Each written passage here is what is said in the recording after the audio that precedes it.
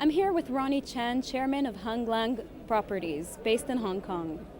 Mr. Chan, you were on a panel tonight about the global economy. You bring delegations here to Israel. Why is that?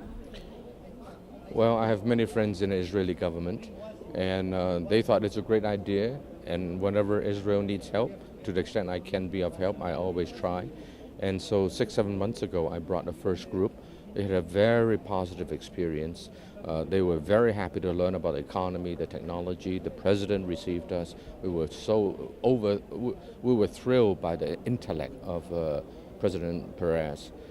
And so afterwards, the president invited me and my friends to come back for this time, and then the foreign ministry asked if I would bring a second group, and I'd be happy to do so. So I'm bringing about 30, some of them, to Israel for a week right now.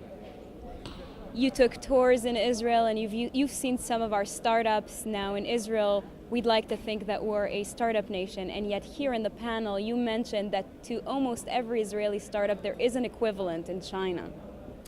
Correct. Actually, 6 months ago, Saul Singer, whom I'll be seeing in a few minutes, the author of Startup Nations, gave us a talk, which was very impressive. And the companies that they showed to us, about 15, 20 of them, yes, there are some Chinese equivalent, although we need to look closer to see if they really have a convergence of technology. But whatever it is, I think that China provides a market. You provide some very good technology. It's a great opportunity to match up with each other. I think it's complementary to a good extent, and we should look for opportunities to collaborate.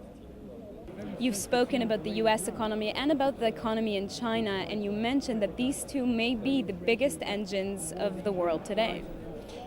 Yes, I do believe so. As long as China does not get into social trouble, it may continue to boom for some time. The United States, as we heard Larry Summers says, is recovering very well. I happen to believe that America may well become the manufacturing center again of the world again, such as in the 1950s and 60s, except this time it's going to be a jobless, it would not create as much job because of technology. But whatever it is, I think the United States and China may well become the two major economic engines for the next 5, 7, 10 years. And you've mentioned that in this century you believe that China is where the economic opportunities lie. Well, that obviously has a historic background. China, to start with, is behind.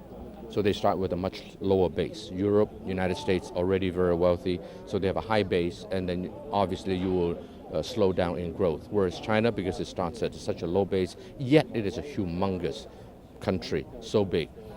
And so the combination of those two things will make China the fastest growing country, and not just by speed, but also by size.